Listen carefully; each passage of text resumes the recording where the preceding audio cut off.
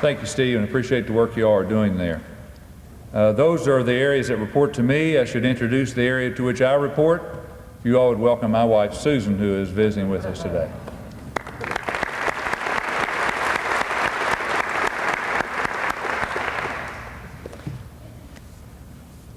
Let me run through a series of items like we usually do each year, items that I think you ought to know something about, some new developments, some that will be brand new and some in which there will be some changes, things you've heard about, things that have been rumored about, or whatever. And we'll run through a potpourri of items here that I think may be of interest to you. Enrollment, first of all, we're all interested in that. If you tried to drive around today, you're confident we have 25,000 students, but that's not the situation. Last year we had an all-time record for this institution at 15,241 students. We anticipate being able to hold that number for this year. Whether we'll have more or not will remain to be seen. Ronnie Sutton tells me that over the next 2 days, at late registration of those who have not registered previously, we have an all-time high number of people who are going to be doing that over a 2-day period. What that means for us, we're not quite sure, so we're anxiously awaiting that. Last year I predicted we'd be down 300. I think we were up 5. I only missed about 800, so I'm not going to predict anything this year. We had a record spring enrollment. We had a record summer enrollment, and things just keep on happening positive for this institution. I want to just drop in a quick word. I could talk about them for an hour because they're so valuable to us, but I want to drop in just a quick word to remind you of the massive number of non-traditional students that are on our campus. And they are good students. You're telling me that. I look at what's happening with them, and they're on Honors Day this year. All the non-traditionals that were coming up taking the academic honors, they're good students, and we're excited to have them, but we have a growing number of non-traditional students. In our student population this fall, and our incoming freshman class more than doubled the number that we have on campus. So we're attracting bright students. Listen to this data. I was so excited to read this. Presidential scholarships. We have 23 of those that we gave for this incoming freshman class. Their average class rank was 1.4 out of an average class size of 255. That's not bad. Their average GPA, 3.959. Average ACT, 31.68. 23 of those. 53 got awards of excellence. Their average rank in class, they dropped to a paltry 2.7 out of 218. You understand what that means when I say 2.7 out of 218? Their average class size was 218 graduating seniors. Their average place was number 2, just slightly over number 2 in their class. 53 of those. Their average GPA, 3.93. Their average ACT, 29.27. Regents Scholarship, we gave out 142 of those. Average rank in class, 7 out of 214. Average GPA, 3.77. Average ACT, 28.13. Those are good students. Those are excellent students.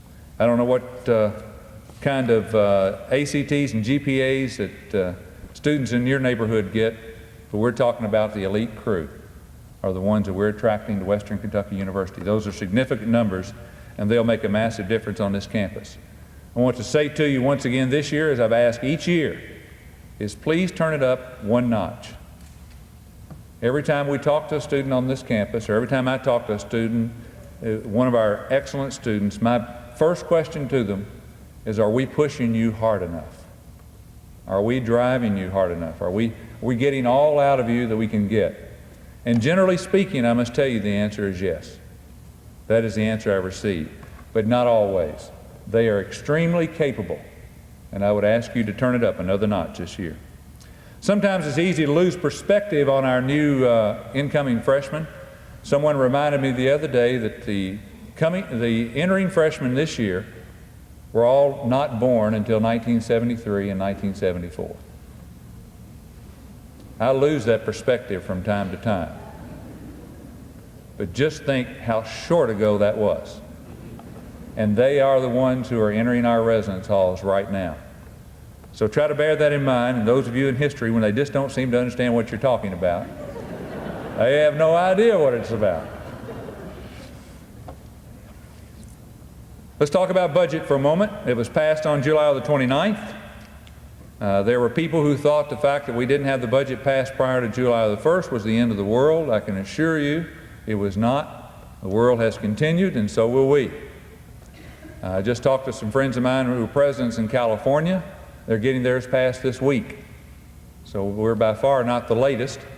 But why do we pass the budget so late? 2 or 3 reasons. One, Western 21.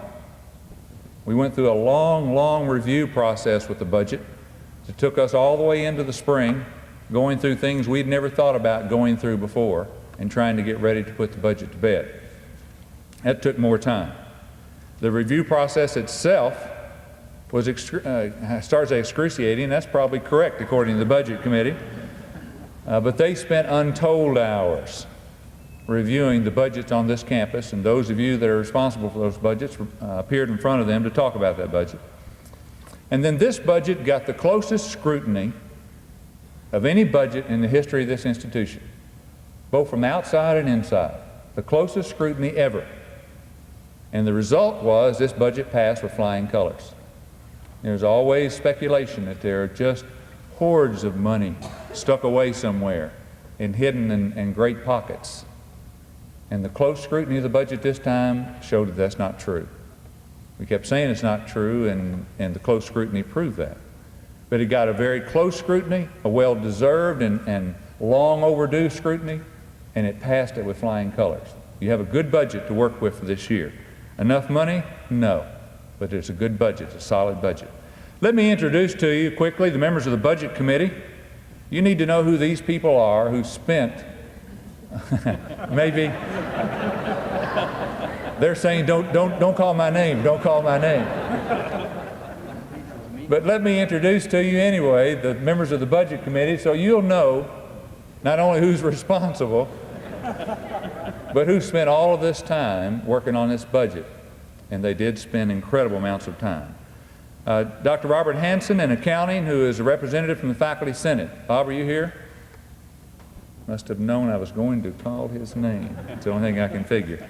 Dr. Fred Murphy in history, representing the Academic Council. Fred. Mr. Tom Harmon from Accounts and Budgetary Control, representing the staff. Dr. Steve Schnocky from Education Leadership, representing department heads. Steve. Dr. Charles Copcella from Ogden College, representing the deans. Dr. Cecile Garman, Director of Budgets and Planning. Here. Dr. Paul Cook, Vice President for Administration and Technology. Yep, take your lumps. Dr. Robert Haynes, Vice President for Academic Affairs. Dr. Jerry Wilder, Vice President for Student Affairs, and myself. Now, whether you got enough money or not, I wish you would join me in thanking them for all of their hard work on this budget.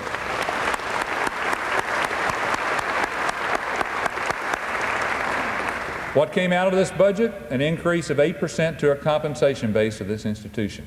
Only 2 other institutions in the state were able to do better.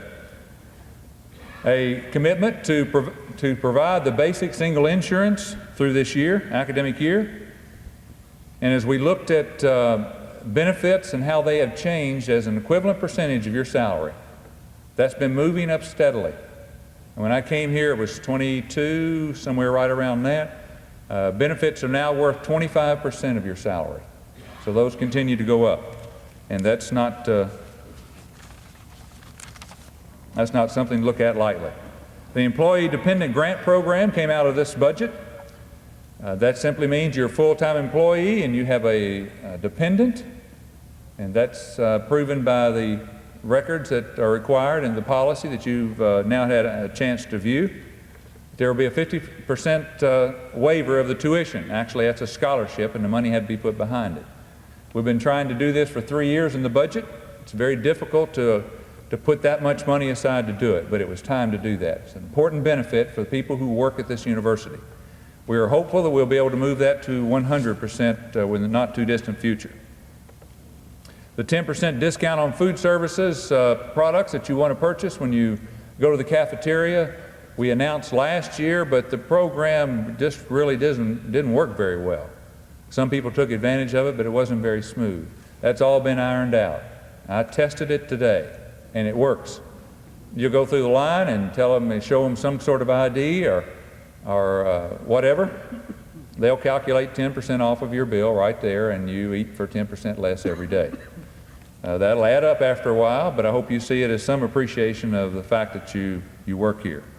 It's slow right now because they're doing it by hand, but they have a system on the way where they'll slide a card in that deducts 10% automatically, and so be patient here early on.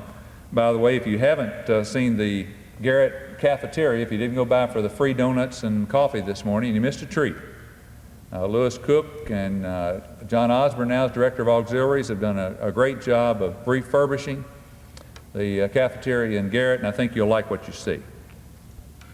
Last year, we announced that a great leap forward, that we were going to authorize budget directors to spend up to $50 without a purchase order. You remember that? I was surprised that you could only spend less than $50 or whatever without a purchase order, but that would seem to be a great leap forward, and we're making another major leap forward. Dr. Cook, Larry Howard have worked out a process now to stretch the limits of our boundaries in the state, but still not violate the law, and we'll go to $100 during this year, and that information will be coming to you soon. There are restrictions on that in terms of furnishings and appliances and whatever, but you'll have that freedom within your budget to do that without sitting around and waiting for something to clear on an $18 item or a $60 item. That's now changing. This year we're moving more toward total control of the operating budget by budget directors. We've been gradually doing that each of the last 3 years. We gave you a printing amount and said, it's your responsibility, deal with it. And we've moved now with each one of those things, we've been ticking them off year by year. And this year, the great last barrier has fallen, telephones. You're now in charge of your telephones. You'll be given an amount based on what you've been spending for the last 3 years, I think it was, when the 3-year average, Cecile, is that right? Something along that line. Okay, over the last 3 years. So if you haven't been calling a lot, you got yourself in trouble. You should have built it up last year, but it's too late now. That's why we didn't tell you about it last year. But the point is that you are now in charge of your budget, your operating budget. And so the people in the department will have to plan accordingly, and if you've got 3 extra phones and you want more money in your budget and you want to take out those 3 phones, take them out. But that'll be more and more, I'm trying to push a responsibility down to the individual budget unit to be responsible for those things. Western 21 is underway. Just can't thank everyone enough who worked on that. Dr. Jim Flynn, who directed that. Jim, are you in here? Back here, stand up. You need a round of applause on that. I tell you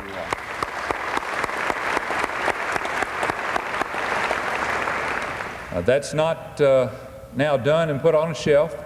It directed how instructional equipment money went out this year. It directed how graduate assistants were distributed. New positions were given out, and it directed how vacant positions were to be filled. We have one more step to go in that process, and that is to establish priorities within the priorities. On this campus and everywhere else, just the very thing that I feared all along happened. The only thing that anyone remembers out of Western 21 are the charts, and that's it. There's a lot of things in Western 21 other than those charts, and we're working on the rest of those. Dr. Flynn and Dr. Garment, Cecile Garment, who worked so hard on this as well, I have put together a plan they have sent to me for us to develop priorities within priorities. And that's a difficult process because every priority is important, but we can't do them all. So what's going to come first among those priorities? And that plan is now, we'll start that on the road. Let me compliment you on the extramural dollars that you brought in this past year. That amount continues to go up every year. Last year you brought in about $5.5 million. This year you passed the mark of $6 million for the first time in the history of this institution. Over $6 million in extramural funds have been brought in. That's a 10% increase over last year, and over the last 3 years, that's a 36.9% increase in those extramural dollars. That's outstanding. That's just excellent. And I want to give you encouragement to continue to do that. We have more proposals this past year than we've had ever. I had a 6-year history in front of me, nowhere close to that in the last 6 years. 214 proposals this past year, and 167 of those were funded for an amazing 78% success rate, and that's excellent. So you deserve a pat on the back. We put in place, as you recall, a couple of years ago, we put back in place the policy of returning incentive grant dollars back down to the colleges and the departments. You said you wanted that, you should have that, and I agree with that, and it's an incentive to get you to go ahead and seek more outside dollars so some more dollars can come back into your department to use as overhead money. Let me report to you about the private dollars that have been raised. We're on dollar kick here for a little bit, and then we'll move on to something else. The private dollars that have been raised. There are three primary areas in which we raise money. One is athletics. This past year they raised $879,000 from private sources to help support that program. The College Heights Foundation and scholarships raised $600,000 this past year. The endowment in the College Heights Foundation, by the way, this year passed a new mark for them, $10 million. Very few schools like Western Kentucky University can record that kind of figure in support of the students who go there, to give them the opportunity to go to college. And that's what Western has always been about, and we still are. Then there's a third area called development funds, and that operates out of our Office of Development on this campus. That money comes in through the phone-a-thon. It comes in support of WKYU FM and television and the library and academic departments and on and on and on. All those other kinds of areas. In fiscal '88, that would have been in the summer before I arrived, this institution finished that fiscal year raising $468,000 through all those various kinds of means and entities. $468,000. We finished this year with $1.2 million being raised. That's a 165% increase. People like the idea of giving to Western, and we've just started to ask. The number of donors ending the fiscal year '88, 4,400. This year we had over 8,400 involved. 90% increase in the number of people giving to this institution. We introduced a new society this past year called the Cherry Society. And it's to honor those people who have given $25,000 or will give it in one shot, or else they have pledged to give it over 5 years. $25,000. We now have 48 members in the Cherry Society. In the summer of 1988, there had only been 4 gifts in the history of this institution over $25,000. We've got 48 members of the Cherry Society. People want to give to this institution because this institution speaks of quality and it's on the move. And the payoff you'll see in the private dollars that are being raised. And I should say to you that the dollars that I'm reciting for you are actual dollars received, not pledges. The pledges go way beyond that if you were to pile that all in. These are actual dollars, not pledges. 1/2 of that $1.2 million are out into college funds, department funds, academic departments all across this campus. Matter of fact, one of the problems I'm having is the fact that we've made such a push to get people to give to specific things in the biology department, accounting, and whatever and so forth right on down the line, that we're having very little unrestricted money to use. And you got to have a little bit of unrestricted money if you're going to try to raise money. But that means that the money is coming in to your departments and your areas, more private money than you've seen before. I've looked at the history of most of your departments. You're now having more private money coming into those departments than you've ever had before. Let me encourage you to report all gifts. We've been trying to move development into a funnel concept so that we don't step on each other's toes as we're out trying to raise money. But if you're working on someone to raise money and you haven't told anyone, we have a good chance of angering that person, or you just got $2,000 out of them and I have in my pocket a $25,000 proposal. I'm on my way to see them. And I get there and they say, well, I've already given.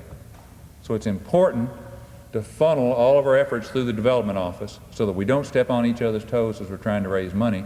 And then if you get a gift, send it through the development office. You'll get all the credit and you're going to get all the money, but send it through the development office so they can be properly receipted for tax purposes and we can keep accurate records in terms of the institution. We found people during this past year who had given money to this institution, some as much as $10,000. We had no record of it. And if the IRS had audited them, they'd be in trouble because there'd be absolutely no record of it as far as the university is concerned. So to keep those people in good shape, run it through the development office. We'll all win from that. Faculty development programs. We have 4 programs that you can seek money from. One is the President's Unrestricted Development Fund. We have approximately $45,000 in there. As you know, all of these are administered by faculty, staff, and in some cases student committees. Faculty Research Fund has $62,000. The Faculty Development Fund, another fund, has $18,000. And then the one that we announced last year, the Academic Excellence Fund, will have in the neighborhood this year of $23,000, new money that you haven't had access to before, that you'll now have a chance to draw from for special projects, equipment, whatever. And I suspect, Dr. Haynes, things will be coming out soon about that, how you can have access to that information. Let me talk about the credit union for a moment. I know that's a major topic on your mind, and we shouldn't be together without talking about it. Questions regarding the credit union came to the Board of Regents, and they explored those questions. And after some discussion with the credit union, the board drafted and passed the resolution ending the relationship with the credit union. They did that on July 29th. It was not the board's intent to appear negative toward the credit union or its operation. They simply felt that given the direction of the credit union now, as opposed to where it was, the Board of Regents felt that it was not appropriate for that relationship to continue. And so they drafted a resolution and they passed a resolution accordingly. I know it's disconcerting for some of you to know that that won't be available to you after the first of the year, but I believe we can work out a way that you'll still be able to have some of the services of the credit union on this campus, much in the same way that we have the services of other financial institutions on this campus. And we'll try to provide that in a convenient location. And I really don't have anything else to share with you on that at this time, but I felt like we need to be together, or we're going to be together, we need to mention it. Construction, the Health and Activities Building will be completed in June of '92. And if you haven't been down there to kind of look at that, please do so. It's history in the making. It's a great building. It's being constructed properly. We've made sure of that from the beginning. Our folks are overseeing it on a daily basis. It's going to be a wonderful building for you and for the students on this campus. And I can guarantee you that unless you've been around a building like that on another campus, there's no way that I can explain to you the positive impact that building is going to have on this institution, in terms of making us a 7-day-a-week institution instead of a 5-day-a-week institution, in terms of the kinds of activities and things that will be available to you, and most of all in terms of the health and wellness programs that we'll start surrounding that building. The residence halls will be done. One looks like in January of '92, and the other one will be finished sometime later in the spring. And I hope that you will agree that those are handsome additions to our campus. As you look closely at the brickwork and some of the craftsmanship that we have demanded in these buildings, I think you will see buildings you'll be proud of. Shuttles. We have a beautiful campus with lots of trees and greenery and so forth and so on. And we are not ready at this point in time to violate any of that with more parking. We have in the long-range plan parking, as you know, between Normal and Chestnut Street. Those will come to fruition one of these days. But we just don't see the aesthetic need to add more parking on the interior of this campus. So as a result, we're trying to make our shuttles more attractive. And I hope a lot of you have had the opportunity to see the new shuttle buses. We'll have a christening tomorrow. I hope some of you have a chance to come see it. We're going to christen them with Big Red Cola. I've never tasted it. I don't know what it's going to be like. I told them I wasn't comfortable with spreading Big Red Cola on the bus, so we'll pour it in little glasses and have a toast to the new shuttles. But we're getting rave reviews on the new shuttle buses and their appearance. I've ridden on them. I hope that you will take advantage of that. I have plenty of knee room. And that's one of the standards by which I judge any bus anywhere. And these are nice buses, and I hope that you will find them to be beneficial to you. Christening tomorrow is across the street from Downing Center in the Diddle Lot. and we'll do it right. So if you get a chance, come by. You'll get to see what Big Red Cola tastes like. 10 a.m.? 10 a.m. Athletics. Let me express to you the confidence I have in the leadership of Dr. Marciani. We had a long, hard search. I have every confidence in his leadership and in understanding the kinds of things that we want here. We will have athletic programs of high integrity. We have had, we will have programs of high integrity. We'll have programs of high academic quality. We have had and we will have. This year again, we dominated the old Sun Belt with academic excellence, the academic honor roll. Just for fun, they lumped us in with the new Sun Belt. We dominated it too. That's Western's tradition, and we're going to continue that tradition. They have standards now that Dr. Marciani does for me in terms of graduation rates and so forth that puts him under a lot of pressure, but he accepts that willingly because he believes in that. And in budget. We will be in budget in the athletic department this year. We'll have some money from the NCAA to help finance some things that are going on down there. We tried to budget realistically, as we talked about all last year. Tried to budget that realistically, and then with the command and the demand that they will be in budget. We have the new budget assistant athletic director, associate athletic director for business coming Monday. He is coming from University of Texas, El Paso, has been running a $6 million budget. He has the experience to do this, and that's his charge when he gets here, is to do that and find ways of creating efficiencies. Pam Hereford. Pam, raise your hand, stand up there, that's good. Pam has been, as you know, assistant athletic director for some time, and Pam will continue now as associate athletic director along with Mr. Barry Brickman when he gets here. And they have a charge from me that is clear, and I have every confidence that that'll be fulfilled. Homecoming. Major changes have occurred in homecoming over the last 2 or 3 years. You've been watching those. I hope you think they've been positive. We get incredible response from alumni regarding homecoming and the many things that are going on there that make them feel warm and welcome in coming back. Some shy away from homecoming, I'm talking about here on this campus, because they think it's a football event and they don't want to participate. Let's set the record straight. Homecoming is culminated with a football game at the end of the week on Saturday night to wrap it up. That's not what homecoming is all about. We've tried now for 2 years, and we'll continue to pursue it this year, and it's worked, to place dramatic academic emphasis on homecoming. Some of you have done a marvelous job, and I can't tell you how much I appreciate it, in contacting your alums and getting them back here for homecoming. It's a good time to come back and then see everyone else. And you as a department can bond them even more to you. It's an opportunity to get your people back from your academic departments and all the other areas on campus. Take advantage of that. Look upon it as something positive. You're not giving in to athletics or football to try to do something on homecoming, I promise. We want this to be an academic event, and it has been. It's growing in that area. And we want to encourage all of you this year to get involved in it and get them back here.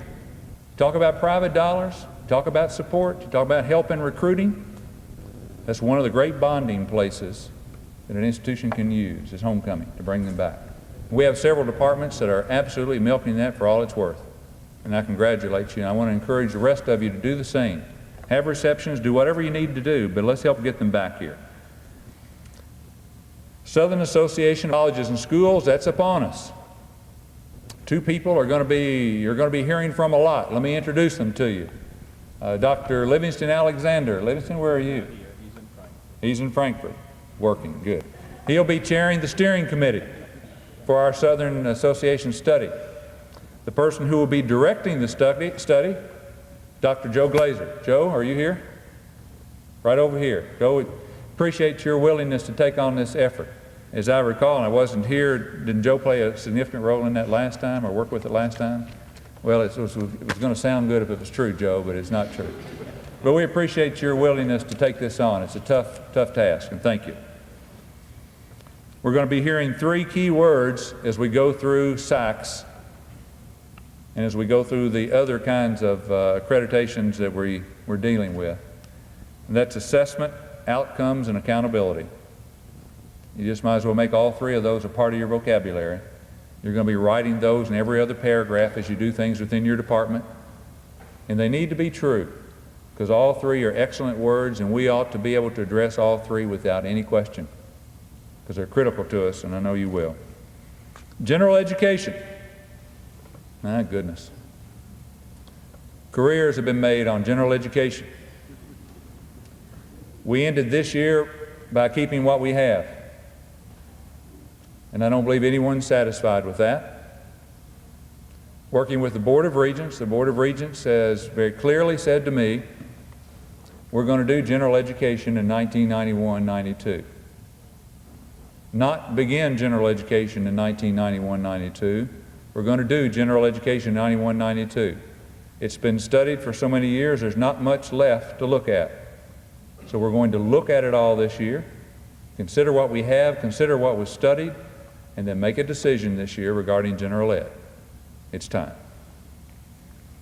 We'll initiate a major part-time faculty study that will begin shortly after the beginning of September. The names will be in my hand for recommendations on Friday, and then I will appoint a committee to look at this whole question of part-time faculty on our campus, both in terms of salaries and in terms of responsibilities and in terms of a percentage of our total faculty and what we need to have at Western and what we're comfortable with. But that's on the way. 2+2. Transfer students from community colleges. I can't thank you enough for the work that you did on this 2 years ago and then the recent update. The new document is out now. There's nothing we could have done to have gained more friends in the community college than that. They are absolutely ecstatic over that, and that enthusiasm continues to grow. And it's reflected this time in our enrollment. More people coming from transfer students from community colleges than we've ever had.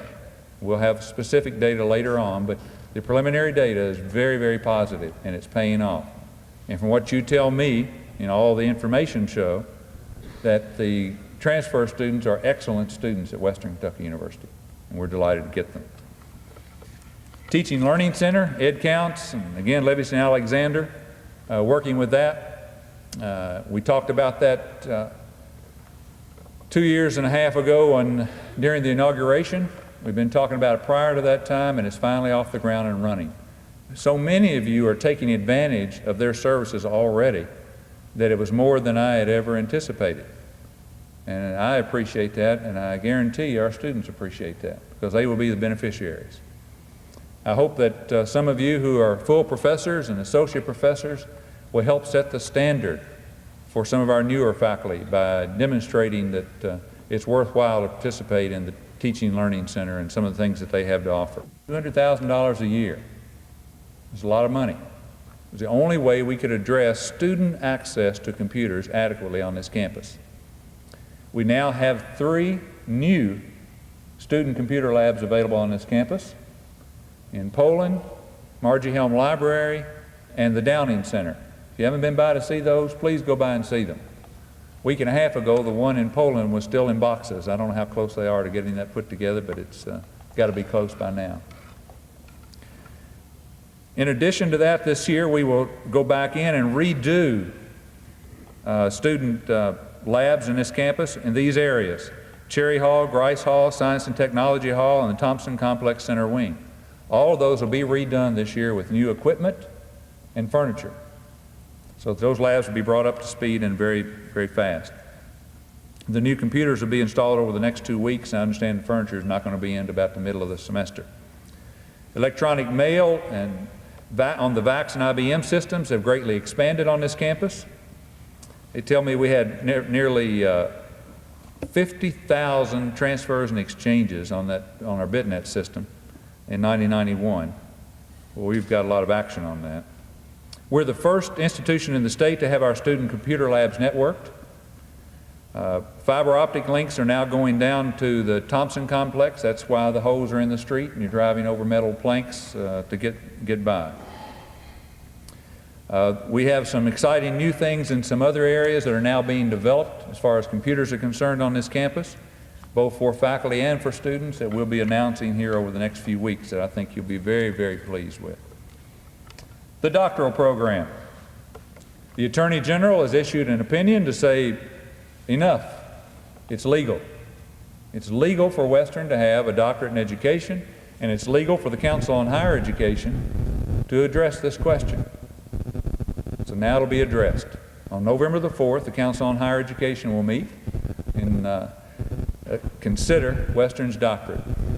It will be a long road, but we will travel it with the greatest speed and deliberation that one can imagine to make sure we're successful. But that's coming forward. This state has a need, dramatic need, for this program. It's not now being met. It's been greatly expanded, the need has, because of the Kentucky Education Reform Act. And we're poised and ready to meet that need.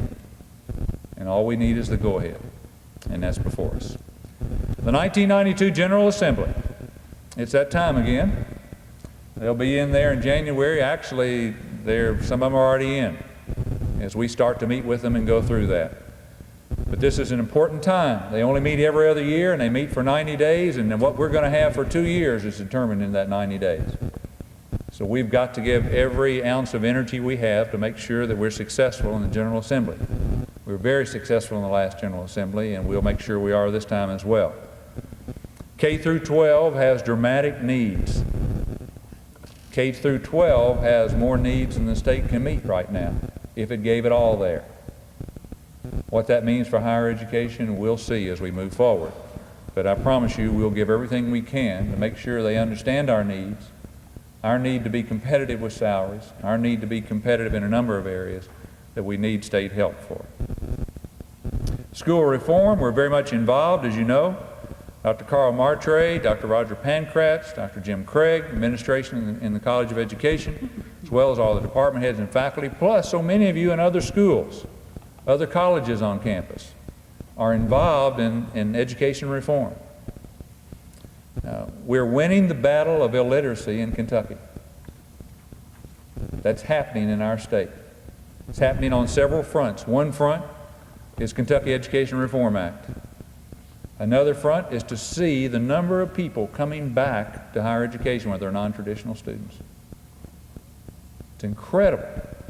We live in a state where only 1 out of every 11 people who are adults have a college degree. Only 1 out of every 11, one of the lowest in the country. And we're making great leaping strides now in changing that in this state, and that's exciting. Things are changing for the better in this state educationally, and we will win through that, I promise. Let me mention Russellville. I can suspect that some of you, after reading things in the paper, are getting nervous that here goes campus resources over to Russellville now. Let me tell you 2 things about that. One, Glasgow is self-supporting. If you've been wondering about Glasgow, Glasgow is self-supporting. Number 2, that's the requirement for Russellville. We don't have institutional resources to put in. Russellville must be self-supporting. They are on fire in Russellville, and that excites me. It's a town in Kentucky that wants to be better. It's already good, but it wants to be better. It wants to be better educationally. It wants to be better economically, and they are working hard to accomplish that, and we'll be a partner with them. But they know that they have to carry the financial burden of that, and we'll continue to go forward. We have told them we can meet their needs, but 2 things must be in place. One, there must be demand there. We won't come in and just do something just to do something. The demand must be there. And then secondly, we won't do something that does not reflect the quality that we believe in at Western Kentucky University. We won't do something just to do it. The demand must be there and the quality must be there in order for us to be involved. I mentioned to you on several occasions, and we'll talk more about it as we continue forward, something called the Renaissance Group. We're in partnership now, our consortium, with 13 other universities. And we have 12 basic principles. I'll be distributing those to you shortly. Many of you have already seen those and know about those, but I'll just be distributing those to you shortly. things that we believe in as an institution, things that we think are critical to our success. Part of the driving force behind the Renaissance Group is to find a better way to prepare teachers than the way it's done now. To find a better way. And we think we're on the right track. We think we've got some things going in the right direction, and we'll talk more about that as we move forward. Let me talk for just a moment, as we wind down toward the end, affirmative action. We put money in this budget for an affirmative action officer. We'll expand that to an affirmative action officer and training officer, whatever that title ends up being. I'll appoint a committee before this week is over that will help me design that position, a job description. It'll be a critical, important position on this campus. Not only as we continue to move forward in hiring of minorities on this campus, but in terms of helping people who are already here in supervisory positions do a better job. We will have established hopefully before this year is over, a series of training modules that everyone who supervises someone else will have to go through. And it'll cover things all ranging from dealing with motivating people, how do you evaluate people, making sure that you're aware of cultural differences and cultural diversity, a whole range of things to make people who have the opportunity and the responsibility of supervising other people to make sure they're doing it right. As I said to the department heads a couple of days ago, one of our great faults in higher education, a business would never do this, is that we hire someone to be the head of something and to oversee other people, and we give them absolutely no help in doing it. No training at all. We know they could do this, so probably they can do this too. And we put them in and salute them and say good luck. And we're not going to do that anymore. We'll put forth some training sessions that'll help people be better at being supervisors of other people. That'll be coming, and I hope you'll look forward to that in a positive way. Two other things before I leave this. We hired 3 new minority faculty members this year. We hired 4 last year. That's 7 in 2 years. That raises our number in the last 4 years from 8 to 15. Minorities on campus in all positions has jumped from 90 to 112. We're making progress. Is it fast enough? Is it good enough? No. Are we on track? We're on track. Are we going to do better? Yes, we're going to do better. But we're making progress. There may be those who would cast stones and say we're not making progress, but we are. The figures show that. Are we satisfied? No. But we can't stand around and hit ourselves over the head all the time either. We're making progress, and we'll make even more progress. Let me call on you, as I did with the Faculty Senate back in the spring, let me call on all of you in here to be more culturally aware in your day-to-day responsibilities, whatever that responsibility is. Be more culturally aware. Not but a handful of people in this audience have ever had the opportunity to be a minority, been in a position where you were the minority. It's critical that you try to identify the best you can with that. Imagine looking through the eyes and being in a situation where you are, looking through the eyes of a minority. And what could you do to make that situation better? It may be as simple as coming up the sidewalk and meeting 3 minority students, or 1, and saying, "How are you doing today?" And not just pass on by. You don't do that on purpose. You may do it with all students, but don't do it with any students, but particularly don't do it with minority students. When you're one of a few in a large group, and you're the minority, you need reinforcement, you need support. And I call on all of you to do that. Please do that on this campus. Be aware of that. Have it as a part of your day-to-day thinking. Please be aware in your classrooms. What if you were the only minority in that classroom, and they took your class, or you were in a class as the minority, and there was never anything ever mentioned in your class about the achievements of minority or women in that particular discipline? Never. And you left that class saying, surely we did something. Surely. And they did. And my encouragement to you is to be so culturally aware that that you make sure that everyone in your class has a chance to identify with your discipline as they move forward. I think that's important. Sexual harassment. I have a report on my desk I've now distributed to a group of people, the vice presidents and others, to say, give me your feedback and your response. I've had a group draft a sexual harassment policy for me at my request, and we'll come forth with a new policy in the near future, this semester, regarding sexual harassment. Sexual harassment will not be tolerated at Western Kentucky University in any way, fashion, or form. And this new policy will make that clear. Some cases it's been subtle, in some cases it's not been subtle in terms of sexual harassment, but we will not tolerate that at Western, and we should not tolerate that at Western. Everyone's on an equal basis and equal par. In the late 60s and the early 70s, we went through the time of peace being our thing that we saw everything about everywhere, things of the mind. We went on into the 70s, and that began to make a transformation into the 80s and into the me generation and the yuppies and the new terms like DINK. You all remember double income, no kids, kind of all of that happened through that time period. And now we move into the 90s, and it's clear to me, not original with me, that what we're moving into now in the 90s is concern for other people. A volunteerism that I see rampant now starting to happen across this country. Long overdue, but things have to come whenever they're due in time, and volunteerism is now due. I believe the students on this campus they're already buying into it, and I think they'll buy into it in even greater numbers. If you're ever around our phone-a-thon, you'll see what I'm talking about, volunteerism. I want us to encourage volunteerism on this campus. I want us to move away from the 80s, where if anyone did anything, they had to be paid for it. And I believe that our students and others are ready for that. I believe our nation is ready for that. I believe our society is ready for that. We're going to initiate several programs this year that will be along that line that I hope you will encourage through your particular position. I think we'll be better for it. And it fits the theme of the Spirit makes the master, which is to give more than is expected. We're blessed with good students at Western.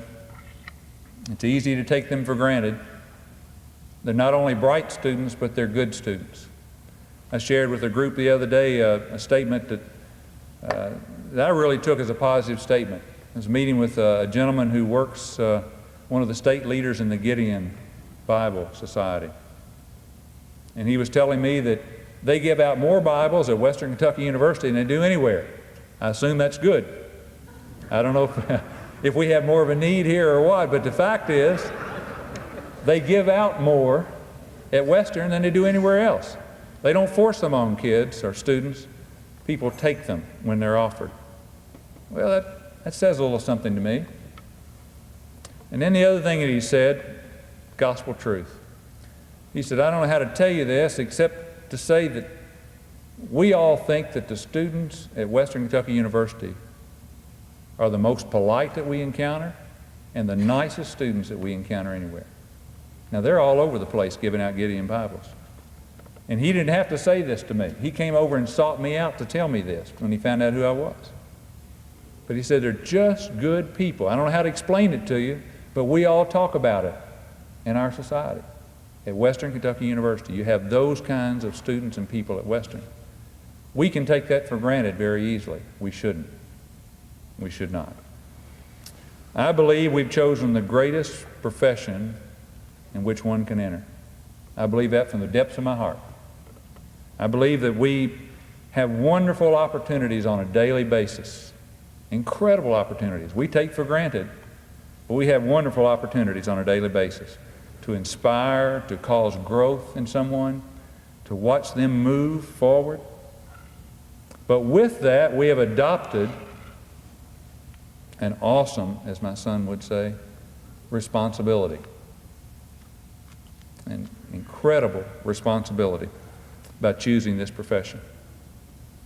It's a responsibility to understand that everything we do on a daily basis sends an educational message to 15,241 students. Everything we do on a daily basis sends that message. Every speech we make, how I run the president's office, what kind of policies I endorse on this campus, sends an educational message to all those students who are watching you and are watching me.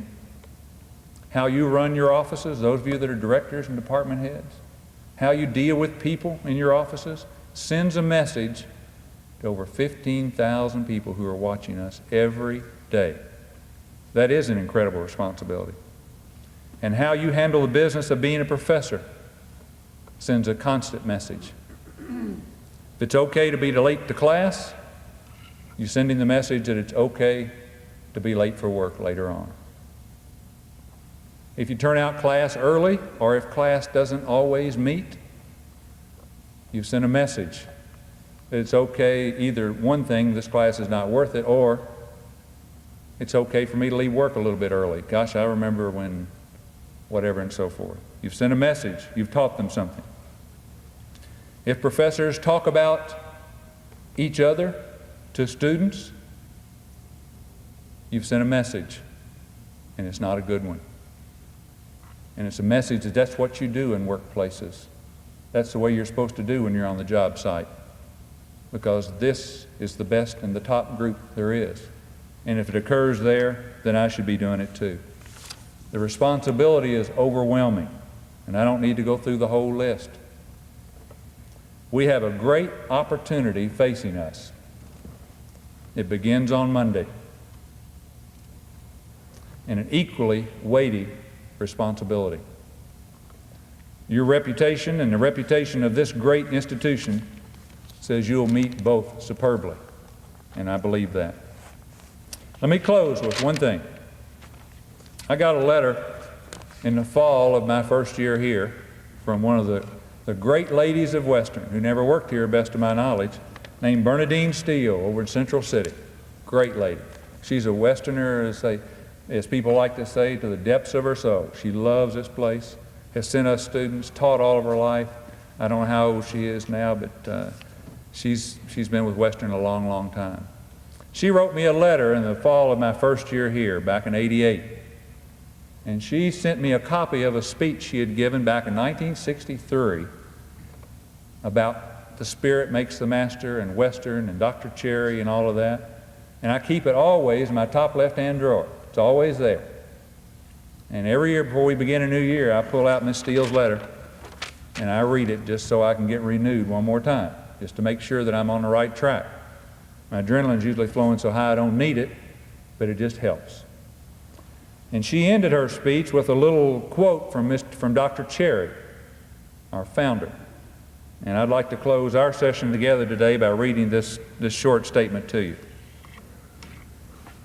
It is our duty to sanctify this great hill by expressing its harmony, its order, its articulation, its saneness, and its stateliness in our lives, by seeing to it that its nobility is not marred by a single mark or desecrated in any other way.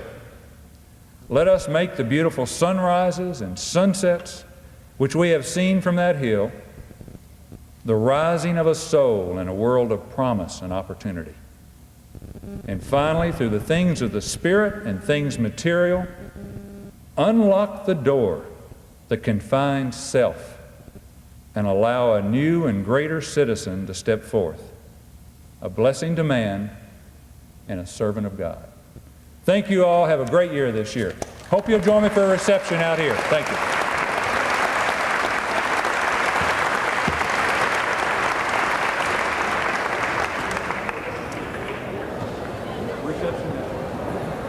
Hello, hello. Gotta Thank pick you. up the chair. Reception at dead knock.